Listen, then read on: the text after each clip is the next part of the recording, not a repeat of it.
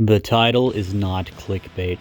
For a long time, we all assumed, myself included, there's no way Dragon Ball GT could ever be canon. It just makes no sense. But then you start looking back at where we're at now, considering that Dragon Ball Super still hasn't gone past the events of the end of Z, and you start to wonder, is Dragon Ball Super, this whole time, has it all just been supplementary material between Dragon Ball Z and Dragon Ball GT?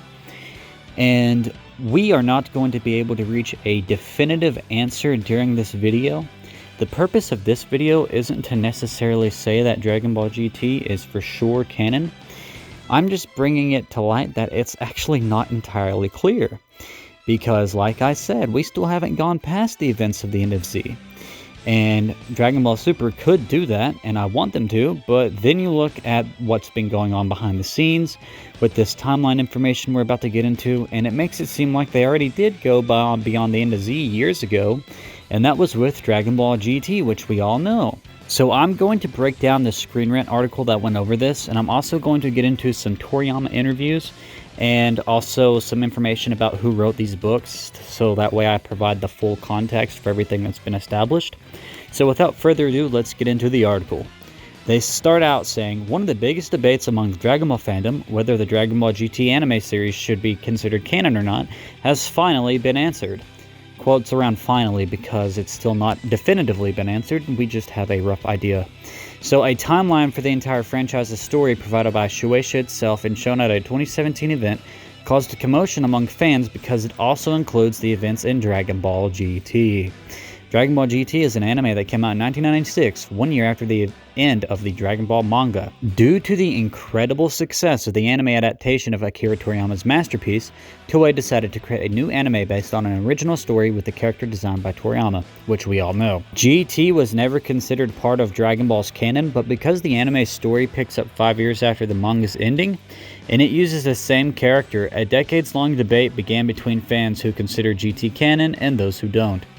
The debut of Dragon Ball Super, the actual official sequel to the original series, should have cleared the air because it's a completely different story from GT, but things are not so simple, they say in the article. In 2022, thanks to fans such as DBGT Legacy, pictures resurfaced on the internet from the 2017 edition of an event called Dragon Ball Tenkaichi Budosai, a Japanese festival dedicated to the franchise, which included an exhibit on the history of Dragon Ball. Shueisha, the publisher of the manga, provided an official Dragon Ball timeline board that included Dragon Ball, Dragon Ball Z, Dragon Ball Super, and, you guessed it, Dragon Ball GT, complete with pictures of the most famous characters, and they list the characters there. And this is possible because Dragon Ball Super takes place immediately after the end of Z, while GT is set 5 years later, so the timeline is still coherent for now. In 2013, a timeline was included in the Chōshinshu 4 Dragon Ball Super Encyclopedia, an illustrated book guide to the franchise that was identical to the timeline used for the Akira Toriyama The World of Dragon Ball art exhibition held in Tokyo and Osaka. Both timelines included the events in Dragon Ball GT.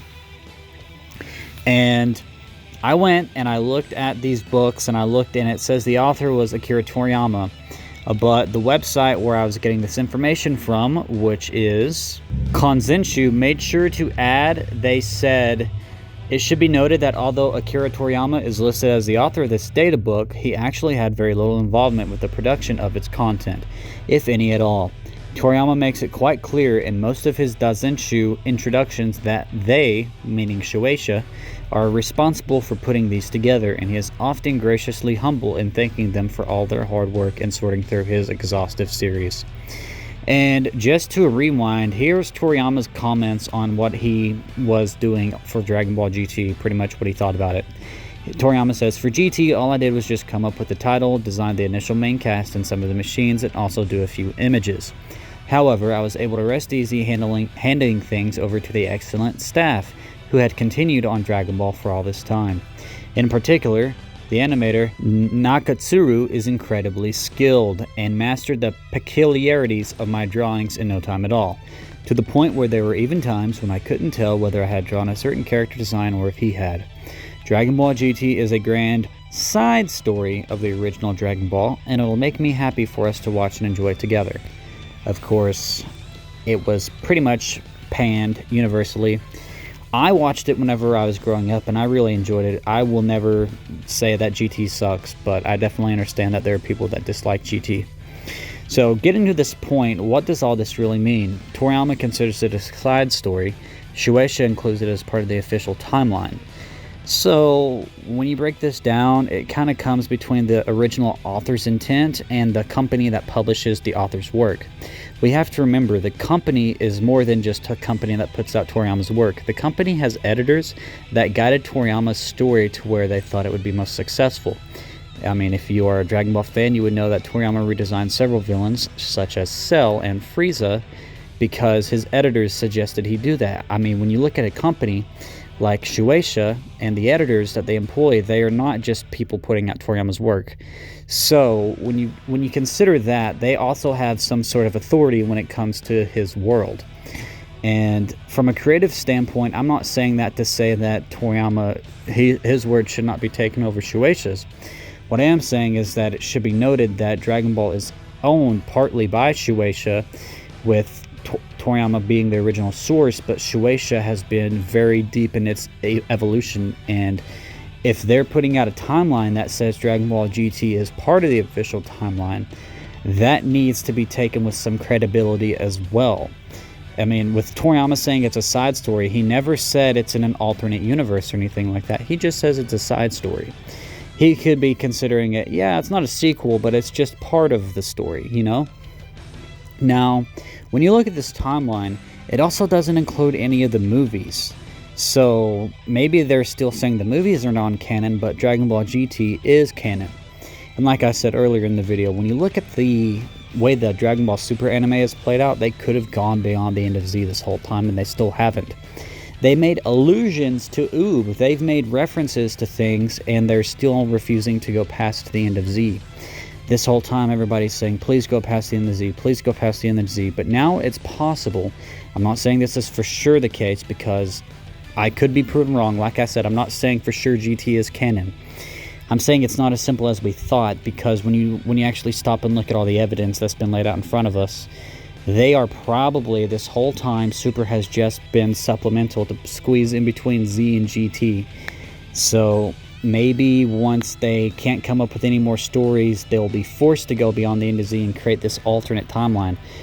And there's still the weird thing of where are Beerus and Whis in Dragon Ball GT, but I mean, we could still reach the end of Dragon Ball Super and get it explained as the angels and the gods of destruction decide to leave Earth alone for the next 5 years or 2 years or however long.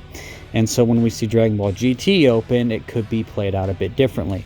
Of course, there's still the absence of the god forms and things like that, but that's continuity mistakes, and that's stuff that Dragon Ball is known for. I don't think they're holding that very precious in high regards either at Shueisha or Toriyama. I think they're more concerned with just having fun and telling stories. But then that raises the question, why are they so concerned with not going past the end of Z? And that is also the possibility that they're wanting to preserve GT as part of the official timeline. And if that's the case, it's kind of weird. Now, again, I hate to beat a dead horse here, but I'm not saying GT is canon. I'm saying it's not as simple as we once thought. Let me know down in the comment section down below what you think. I definitely know there's people that still say Dragon Ball GT is definitively non-canon, and I'm not saying that you're wrong. I'm just saying look at the evidence, give it some time.